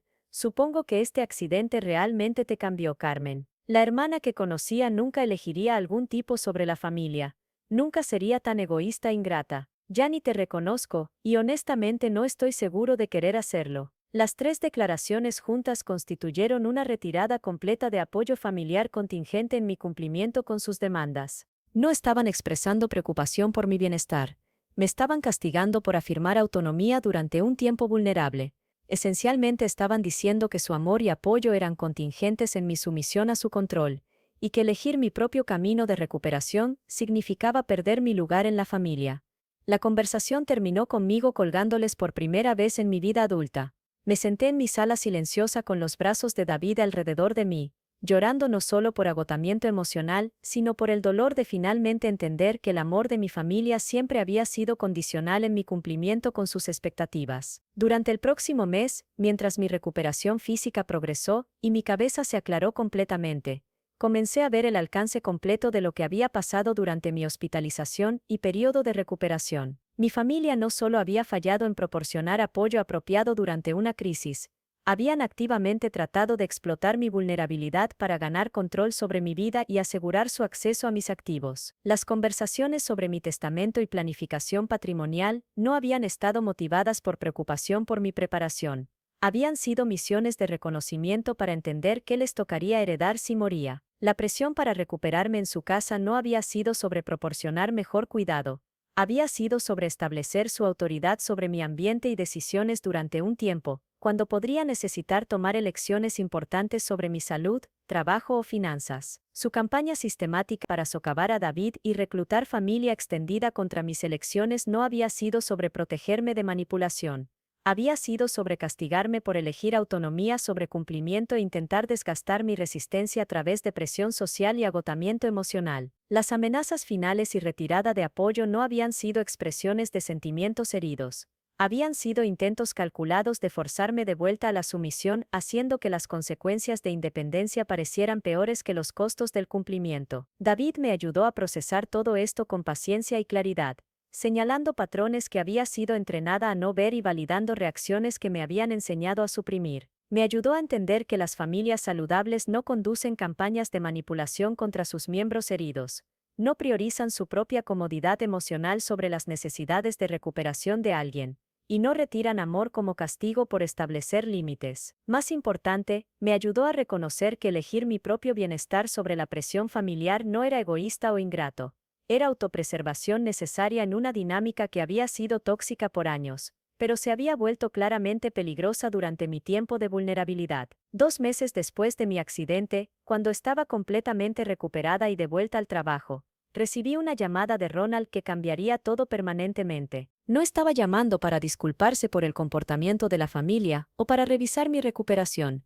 Estaba llamando para informarme que nuestro padre había sido diagnosticado con enfermedad hepática en etapa temprana y necesitaría tratamiento costoso que no estaba completamente cubierto por el seguro. Carmen, sé que las cosas han estado tensas entre tú y la familia, pero esto es más grande que nuestros desacuerdos personales, dijo Ronald, con el mismo tono manipulativo que había usado durante mi recuperación. Papá está enfermo y necesita ayuda. Mamá está abrumada tratando de coordinar su cuidado y manejar las implicaciones financieras. Como sus hijos, tenemos la responsabilidad de asegurar que reciba el mejor tratamiento posible. La conversación continuó por 20 minutos, con Ronald explicando que la familia había investigado opciones de tratamiento y determinado que papá necesitaría cuidado especializado que costaría aproximadamente $40,000 de bolsillo. Habló sobre la familia uniéndose durante una crisis, sobre dejar de lado diferencias personales para apoyar a alguien que necesitaba ayuda, sobre la importancia de que los hijos cuiden a padres que habían sacrificado por ellos. Pero el propósito real de la llamada se volvió claro cuando Ronald hizo la transición a discutir cómo la familia cubriría los costos de tratamiento. Ya había contribuido $15,000 de sus ahorros. Mamá había liquidado algunas inversiones para contribuir otros $10,000, pero aún les faltaban $15,000, y habían decidido que yo debería contribuir la cantidad restante ya que no tenía las mismas obligaciones familiares que Ronald y probablemente tenía más ingresos disponibles de mi negocio freelance. La suposición de que contribuiría $15,000 al cuidado médico de mi padre sin que me pidieran, consultaran, o me dieran cualquier elección en el asunto fue asombrosa. Ronald lo presentó como una conclusión inevitable, una obligación familiar que no requería discusión o negociación. Habló sobre la contribución como algo que debería querer hacer por un padre que siempre había provisto para mí y una familia que haría lo mismo por mí si la situación fuera al revés. Cuando pedí más detalles sobre la condición de papá, el plan de tratamiento y el desglose financiero, Ronald se volvió evasivo e impaciente. Sugirió que estaba pensando demasiado una emergencia familiar directa y creando complicaciones innecesarias durante un tiempo estresante. Posicionó mis preguntas como evidencia de reticencia a ayudar más que solicitudes responsables de información sobre un compromiso financiero mayor.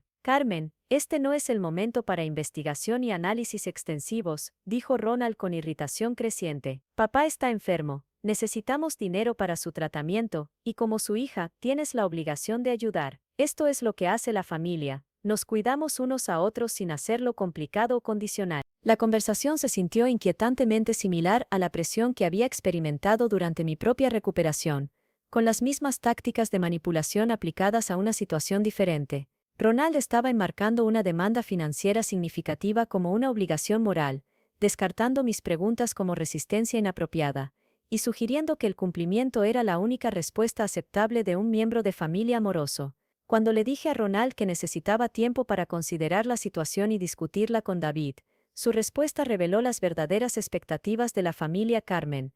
No hay nada que considerar o discutir con forasteros. Este es un asunto familiar, y David no tiene voz en cómo cumples tus obligaciones con tu padre. Necesitamos una respuesta ahora porque el tratamiento necesita comenzar inmediatamente. La demanda de cumplimiento inmediato sin consulta, consideración o discusión era un patrón familiar. Así como habían esperado que aceptara su plan de recuperación sin considerar alternativas, ahora esperaban que contribuyera una suma sustancial de dinero sin hacer preguntas o tomar tiempo para tomar una decisión informada. Cuando insistí en tener 48 horas para pensar sobre la situación, Ronald se enojó por mi egoísmo y falta de lealtad familiar. Me acusó de poner dinero antes que familia y hacer la salud de papá condicional en tus preferencias personales. Sugirió que mi solicitud de tiempo para considerar la situación era evidencia de que había sido completamente corrompida por la influencia de David y había perdido todo sentido de valores familiares. La llamada terminó con Ronald amenazando que si no me comprometía a la contribución financiera inmediatamente, manejarían el cuidado de papá sin mí, y tendría que vivir con las consecuencias de abandonar a la familia cuando más me necesitaban. La amenaza estaba diseñada para hacerme sentir como si estuviera eligiendo dinero sobre la vida de mi padre más que simplemente solicitando tiempo razonable para considerar una decisión financiera mayor. Esa noche David y yo investigamos costos de tratamiento de enfermedad hepática y cobertura de seguro, tratando de entender si la información financiera que Ronald había proporcionado era precisa. Lo que descubrimos fue problemático. El tipo de tratamiento que Ronald había descrito típicamente estaba cubierto por seguro a una tasa mucho más alta de lo que había sugerido, y los costos de bolsillo que había citado parecían significativamente inflados comparados con precios estándar para cuidado similar. Cuando llamé a mi padre directamente para preguntar sobre su diagnóstico y plan de tratamiento, la conversación reveló inconsistencias aún más preocupantes. Papá parecía sorprendido de que Ronald me hubiera contado sobre costos de tratamiento específicos y gastos de bolsillo, diciendo que no estaba seguro sobre esos detalles y no había tomado decisiones finales sobre opciones de tratamiento todavía. Cuando pregunté sobre la urgencia que Ronald había enfatizado, papá dijo que sus doctores habían recomendado comenzar tratamiento dentro de los próximos meses, pero no habían indicado que acción inmediata fuera necesaria. Cuando pregunté sobre cobertura de seguro, parecía confundido sobre por qué estaba haciendo preguntas detalladas sobre logística financiera que Ronald estaba manejando. La conversación dejó claro que Ronald me había presentado una narrativa de crisis que no coincidía con la situación médica real. Había inflado la urgencia, exagerado los costos y posiblemente tergiversado la cobertura de seguro para crear un escenario donde apoyo financiero familiar inmediato parecía necesario y moralmente obligatorio. Cuando compartí esta información con David, señaló que esto parecía ser el mismo patrón de manipulación que mi familia había usado durante mi recuperación: crear urgencia artificial, descartar preguntas razonables, demandar cumplimiento inmediato y enmarcar resistencia como evidencia de falla moral o influencia externa. Carmen, creo que tu familia está usando la enfermedad de tu padre de la misma manera que trataron de usar tu accidente, dijo David. Están creando una narrativa de crisis que los posiciona como ayudadores y a ti como alguien que necesita cumplir con sus demandas para probar que eres un buen miembro de familia. Pero los detalles no cuadran, y su negativa a dejarte hacer preguntas o tomar tiempo para considerar la situación sugiere que no están siendo honestos sobre lo que realmente está pasando. El día siguiente, llamé a Ronald de vuelta para discutir las inconsistencias entre su versión de la situación de papá y la información que había obtenido de papá directamente. En lugar de abordar mis preocupaciones o proporcionar clarificación, Ronald se volvió defensivo y enojado por mi interferencia y cuestionamiento inapropiado de decisiones médicas familiares. Carmen, no sé qué tipo de juego estás jugando, pero papá está enfermo y necesita ayuda, y tu trabajo es apoyar a la familia durante esta crisis, no conducir algún tipo de investigación sobre detalles médicos que no son tu asunto, dijo Ronald con ira apenas controlada. O estás dispuesta a ayudar a tu padre o no. O te importa la familia o no. Es realmente así de simple. La respuesta confirmó que Ronald no estaba dispuesto a proporcionar información honesta sobre la situación o abordar preguntas legítimas sobre una solicitud financiera mayor. En su lugar, estaba tratando de cerrar la investigación enmarcando mis preguntas como inapropiadas y mis preocupaciones como evidencia de deficiencia moral. Cuando le dije a Ronald que no contribuiría dinero al tratamiento de papá sin información más completa y honesta sobre la situación médica y requerimientos financieros, su respuesta fue rápida y explosiva.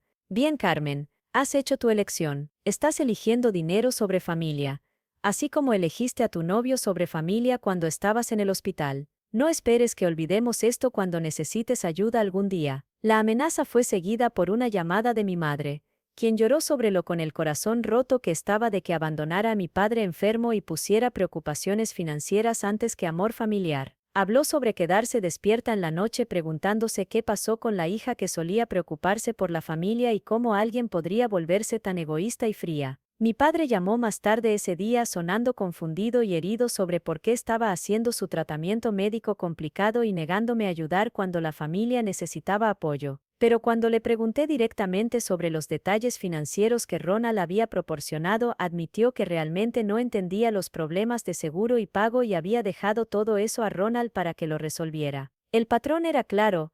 Ronald había manufacturado una crisis financiera, reclutado a mis padres para aplicar presión emocional e intentado extraer una suma sustancial de dinero de mí sin proporcionar información precisa o permitir tiempo de consideración razonable. Cuando había hecho preguntas apropiadas y solicitado detalles honestos, había respondido con ira y amenazas más que transparencia y clarificación. Durante la próxima semana, recibí llamadas de miembros de la familia extendida a quienes les habían dicho que estaba negándome a ayudar con los gastos médicos de papá y poniendo dinero antes que familia durante una crisis de salud. Los mismos parientes que me habían presionado sobre mis elecciones de recuperación ahora me presionaban sobre mis obligaciones financieras usando argumentos idénticos sobre lealtad familiar y responsabilidad moral. Mi tía Patricia llamó para expresar conmoción de que abandonaría a la familia durante una emergencia médica. Mi tío Robert mencionó estar decepcionado de que dejaría que el dinero se interpusiera entre mí y la salud de mi padre. Amigos de la familia se acercaron para compartir su sorpresa de que alguien que habían conocido como cariñosa y responsable le daría la espalda a la familia cuando más necesitaban ayuda. La campaña de presión era idéntica a la que habían conducido durante mi recuperación, con el mismo reclutamiento de familia extendida y las mismas tácticas de manipulación diseñadas para abrumar mi resistencia y forzar cumplimiento a través de presión social y agotamiento emocional. Pero esta vez, estaba preparada para su estrategia y podía verla claramente desde el principio.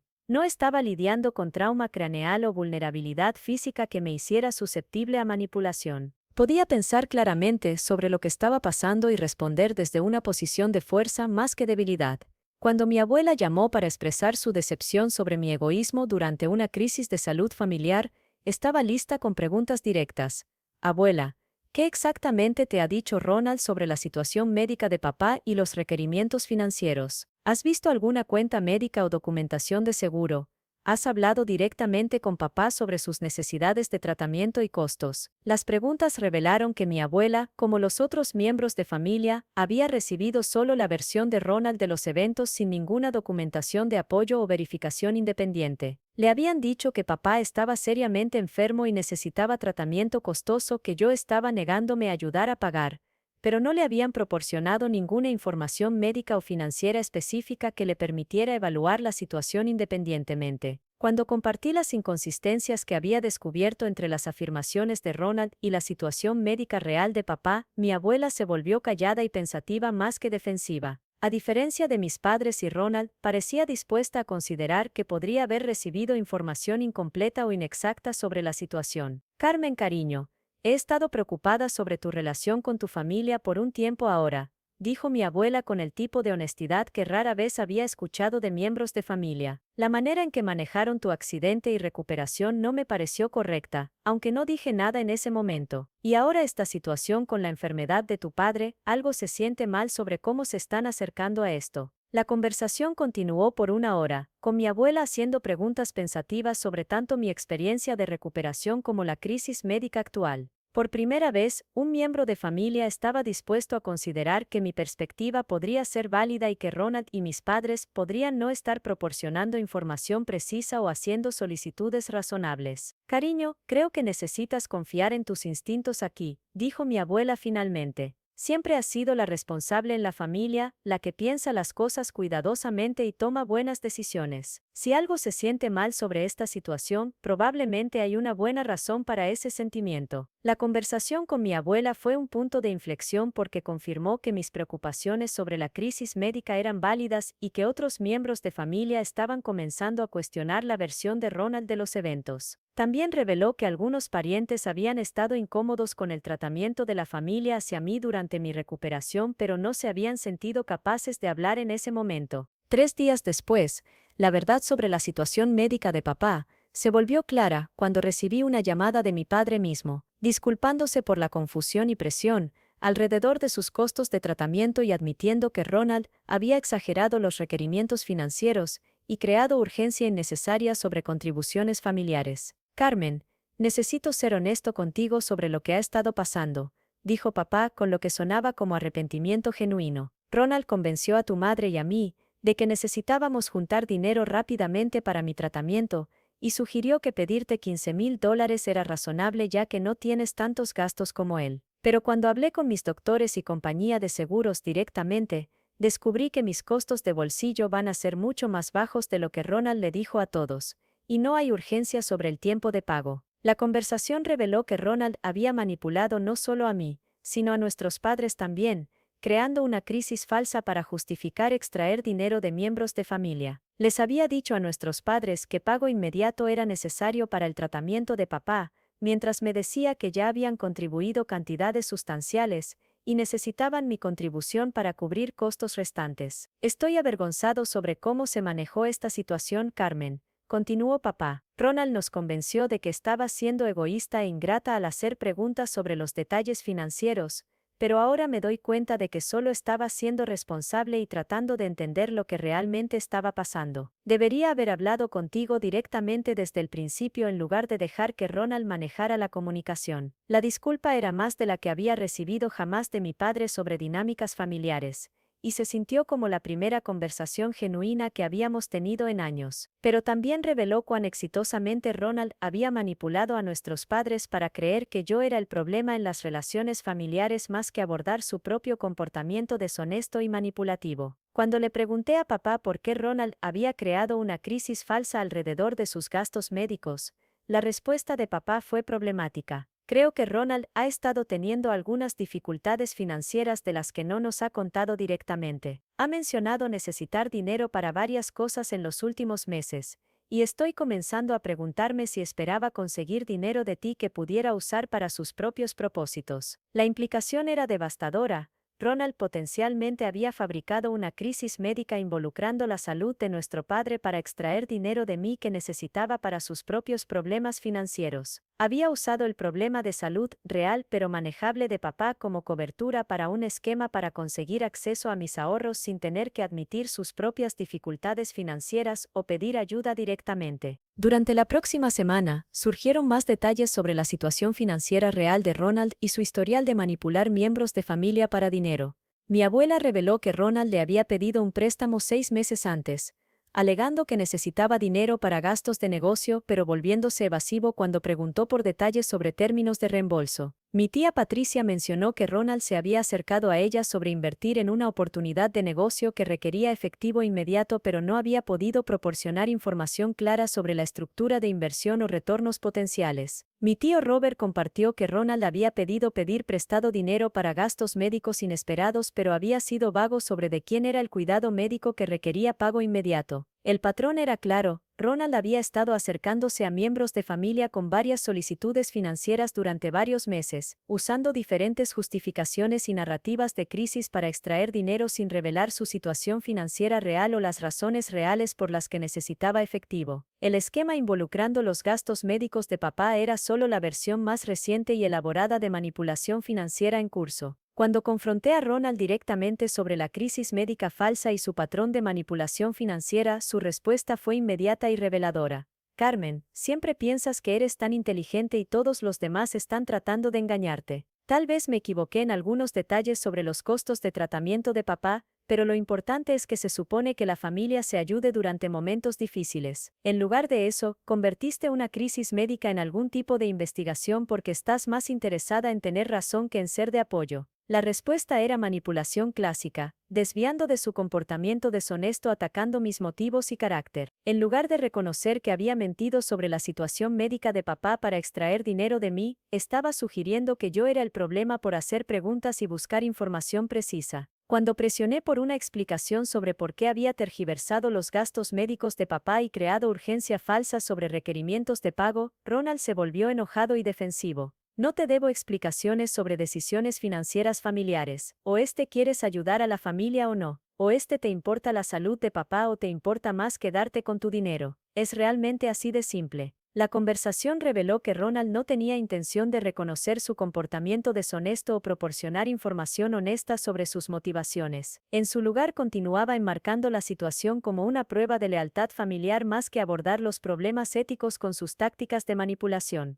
Esa noche, David y yo tuvimos una conversación larga sobre el patrón de manipulación y presión financiera que había caracterizado tanto mi periodo de recuperación como la crisis médica que Ronald había manufacturado. David señaló que el comportamiento de mi familia en ambas situaciones había sido diseñado para explotar mi vulnerabilidad y extraer cumplimiento a través de presión emocional y culpa más que proporcionar apoyo genuino o hacer solicitudes razonables. Carmen, creo que tu familia te ve como un recurso para ser manejado más que una persona para ser amada, dijo David con el tipo de claridad que cortó a través de toda la confusión emocional. Durante tu recuperación, trataron de manejar tus decisiones de cuidado para servir sus intereses más que los tuyos. Durante esta crisis médica, trataron de manejar tus decisiones financieras para servir los intereses de Ronald más que las necesidades reales de tu padre. La observación me ayudó a entender que ambas situaciones eran parte de la misma dinámica fundamental, la creencia de mi familia de que sus necesidades, preferencias e intereses financieros deberían tomar prioridad sobre mi autonomía, bienestar y derecho a tomar decisiones informadas sobre mi propia vida. La realización fue devastadora porque significaba aceptar que el amor de mi familia siempre había sido condicional en mi utilidad para ellos más que basado en cuidado genuino por mi bienestar.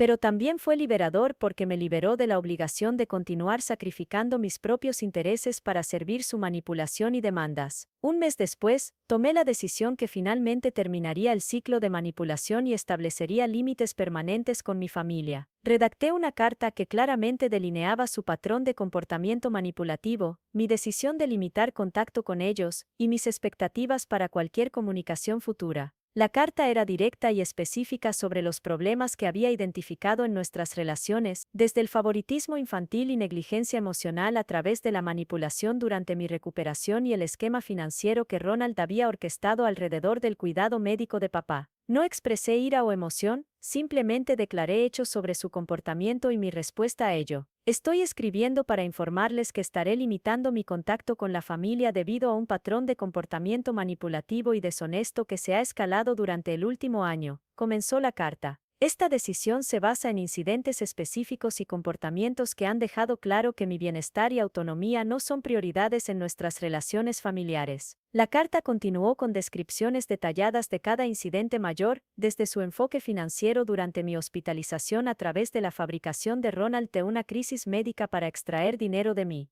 Incluí citas específicas y ejemplos que demostraron las tácticas de manipulación que habían usado y el impacto que esas tácticas habían tenido en mi bienestar emocional y financiero. No estoy interesada en continuar relaciones que requieren que sacrifique mi autonomía, bienestar o seguridad financiera para mantener aprobación familiar, declaró la carta claramente. No estoy dispuesta a participar en dinámicas familiares que priorizan manipulación sobre honestidad, cumplimiento sobre respeto, e intereses financieros sobre cuidado genuino. La carta concluyó con límites específicos sobre contacto futuro.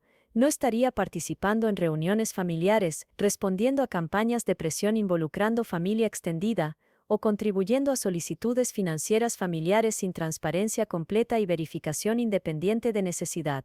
Estaría dispuesta a mantener contacto limitado con miembros de familia individuales que pudieran demostrar respeto por mis límites y compromiso con comunicación honesta. Esta decisión es final y no negociable, terminó la carta. Espero que algún día puedan entender por qué estos límites son necesarios y trabajar hacia construir relaciones más saludables basadas en respeto mutuo más que manipulación y control. Envié la carta a mis padres y Ronald simultáneamente. Luego bloqueé sus números de teléfono y cuentas de redes sociales para prevenir represalias inmediatas y campañas de presión. También envié copias a mi abuela y algunos miembros de familia extendida, explicando mi decisión y pidiéndoles que no sirvieran como intermediarios para intentos de comunicación de mis padres o Ronald. La respuesta fue rápida y explosiva. En horas, recibí mensajes de voz enojados de números bloqueados, demandando que dejara de ser dramática y viniera a casa a resolver las cosas como un adulto. Mi madre dejó mensajes llorosos sobre estar con el corazón roto por mi carta cruel y desesperada por entender qué pasó con su hija amorosa. Los mensajes de mi padre fueron más enojados, acusándome de reescribir la historia y atacar a miembros de familia que solo querían ayudarme. Sugirió que estaba teniendo algún tipo de colapso y necesitaba ayuda profesional para lidiar con cualquier problema que estuviera causando este comportamiento destructivo. Ronald dejó los mensajes más reveladores, alternando entre intentos de manipulación emocional y amenazas directas. En un mensaje de voz, habló sobre sentirse traicionado por alguien en quien pensé que podía confiar y confundido sobre por qué estás tratando de destruir a la familia. En otro, amenazó con asegurar que todos sepan qué tipo de persona realmente eres y exponer tu egoísmo a cualquiera que escuche. Los mensajes confirmaron que ninguno de ellos estaba dispuesto a reconocer la validez de mis preocupaciones o tomar responsabilidad por su comportamiento manipulativo. En su lugar, estaban respondiendo con las mismas tácticas de manipulación que había delineado en mi carta. apelaciones emocionales, ataques de carácter, e intentos de presionarme hacia cumplimiento a través de culpa y amenazas.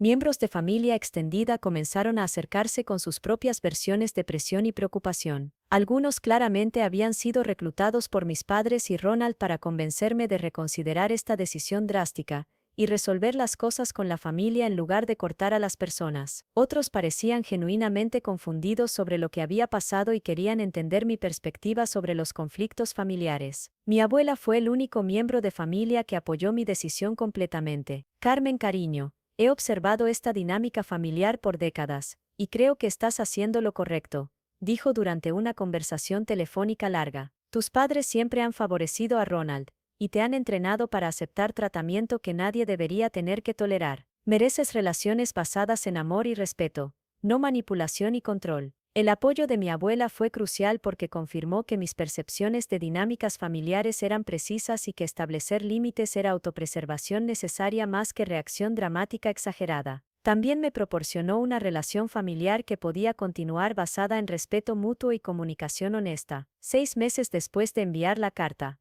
comencé a experimentar los beneficios de vida sin manipulación constante y presión emocional. Mi relación con David se profundizó sin la interferencia de miembros de familia que cuestionaban sus motivos y socavaban nuestra asociación. Mi trabajo floreció sin la distracción de crisis familiares y demandas financieras que drenaban mis recursos emocionales y financieros. Más importante, comencé a entender cómo se veían realmente las relaciones saludables. Sin el contraste de disfunción familiar, podía apreciar la consistencia del apoyo de David, la confiabilidad de su cuidado, y la manera en que priorizaba mi bienestar incluso cuando era inconveniente para él. Podía ver cómo el amor genuino creaba espacio para autonomía más que demandar cumplimiento, cómo el apoyo real empoderaba más que controlaba. También comencé a construir relaciones de familia elegida con amigos que demostraron el tipo de lealtad y cuidado que había estado faltando en mis relaciones familiares biológicas. Estas amistades se basaron en respeto mutuo, comunicación honesta, y preocupación genuina por el bienestar del otro más que obligación, manipulación y aprobación condicional. El proceso de sanación no fue inmediato o fácil. Lloré la pérdida de las relaciones familiares que había querido más que las que realmente había tenido. Trabajé a través de culpa sobre establecer límites e ira sobre décadas de manipulación. Aprendí a confiar en mi propio juicio después de años de tener mis percepciones cuestionadas y socavadas. Pero gradualmente, construí una vida basada en relaciones que apoyaban mi crecimiento más que demandar mi cumplimiento, que celebraban mis éxitos más que minimizarlos, y que proporcionaban cuidado genuino durante momentos difíciles más que explotar mi vulnerabilidad para ganancia personal. Un año después de mi accidente, David me propuso durante un fin de semana silencioso en casa, presentándome un anillo que había elegido basado en meses de atención a mis preferencias más que presión de expectativas familiares. La propuesta se sintió como una celebración de la asociación que habíamos construido juntos más que una actuación para aprobación familiar. Cuando comenzamos a planear nuestra boda, la ausencia de mi familia biológica era notable pero no dolorosa. Creamos una celebración enfocada en las personas que habían apoyado nuestra relación y genuinamente se preocupaban por nuestra felicidad más que aquellos que habrían usado la ocasión para presionarnos sobre obligaciones familiares y expectativas tradicionales. Mi abuela asistió a la boda y lloró lágrimas de alegría más que decepción. La familia de David me recibió con el tipo de calidez y aceptación que nunca había experimentado de mis propios parientes. Nuestros amigos celebraron con entusiasmo genuino por nuestro futuro juntos más que juicios sobre nuestras elecciones. La boda se sintió como una culminación del proceso de sanación que había comenzado con mi accidente y continuado a través de mi decisión de establecer límites con mi familia. Estaba rodeada de personas que me amaban por quien era más que por quien querían que fuera, que apoyaban mis elecciones más que tratar de controlarlas y que priorizaban mi felicidad más que su propia comodidad y conveniencia. Mirando hacia atrás ahora, puedo ver que el accidente automovilístico que casi me mata realmente salvó mi vida al forzarme a confrontar dinámicas familiares que había sido entrenada para aceptar y normalizar. La crisis reveló en quién se podía confiar para priorizar mi bienestar y quién veía mi vulnerabilidad como una oportunidad para manipulación y control. La experiencia me enseñó que las relaciones familiares, como todas las relaciones, deberían basarse en respeto mutuo, comunicación honesta, y cuidado genuino más que obligación, culpa y aprobación condicional. Aprendí que establecer límites no es egoísta o cruel, Es autopreservación necesaria cuando se trata con personas que consistentemente priorizan sus propios intereses sobre tu bienestar. Más importante, aprendí que el amor no requiere sacrificio de autonomía, que el apoyo no requiere cumplimiento con las expectativas de otras personas, y que las relaciones saludables crean espacio para crecimiento más que demandar conformidad a patrones establecidos. Si estás viendo esto y reconociendo patrones de tus propias relaciones familiares, quiero que sepas que no estás solo y no estás loco. La manipulación puede ser sofisticada y difícil de reconocer, especialmente cuando viene de personas que alegan amarte. Confía en tus instintos sobre lo que se siente mal, incluso si no puedes articular exactamente por qué ciertas interacciones te dejan sintiéndote agotado y confundido. Tienes el derecho de tomar decisiones sobre tu propia vida, incluso si esas decisiones decepcionan a personas que quieren controlarte. Tienes el derecho de hacer preguntas sobre solicitudes que afectan tu bienestar, incluso si esas preguntas son etiquetadas como inapropiadas o sospechosas. Tienes el derecho de tomar tiempo para considerar decisiones mayores, incluso si otras personas tratan de presionarte hacia cumplimiento inmediato. Las relaciones familiares que requieren que sacrifiques tu autonomía, bienestar o seguridad financiera para mantener aprobación no son relaciones saludables, son sistemas de control disfrazados como amor. El amor real apoya tu crecimiento e independencia más que demandar cumplimiento y sumisión. Establecer límites con miembros de familia manipulativos es una de las decisiones más difíciles que puedes tomar, pero a menudo es necesario para construir una vida basada en relaciones genuinas más que obligación y culpa. Las personas que realmente te aman respetarán tus límites incluso si no los entienden. Las personas que reaccionan a límites con ira y castigo están revelando que su relación contigo se basó en control más que cuidado. Mereces relaciones que celebren tus éxitos más que minimizarlos, que apoyen tus elecciones más que tratar de anularlas, y que proporcionen cuidado genuino durante momentos difíciles más que explotar tu vulnerabilidad. Mereces ser amado por quien eres más que por quien otras personas quieren que seas. Si estás lidiando con dinámicas familiares similares, por favor sabe que la sanación es posible y que construir relaciones de familia elegida basadas en respeto mutuo y cuidado genuino puede ser más satisfactorio que mantener relaciones familiares biológicas basadas en manipulación y control. Gracias por ver y compartir esta historia conmigo. Si esto resonó con tu experiencia, por favor déjame saber en los comentarios desde dónde estás viendo y qué parte de la historia se sintió más familiar. Tu participación ayuda a que este contenido llegue a otras personas que podrían necesitar escuchar que no están solos en lidiar con manipulación familiar y que establecer límites es un acto de autocuidado más que egoísmo. Recuerda que tienes el derecho de proteger tu propio bienestar, incluso si esa protección decepciona a personas que quieren acceso ilimitado a tu tiempo, energía y recursos. Eres digno de amor que no requiere que sacrifiques tu autonomía o comprometas tus valores. Mereces relaciones que te hagan sentir apoyado y valorado más que manipulado y controlado. Suscríbete si te gustaría escuchar más historias sobre establecer límites, reconocer manipulación y construir relaciones saludables basadas en respeto mutuo más que obligación y culpa. Tu jornada hacia relaciones más saludables comienza con reconocer que mereces mejor de lo que has estado aceptando, y que el cambio es posible incluso cuando se siente imposible. Cuídense, confíen en sus instintos, y recuerden que elegir su propio bienestar no es egoísta, es necesario.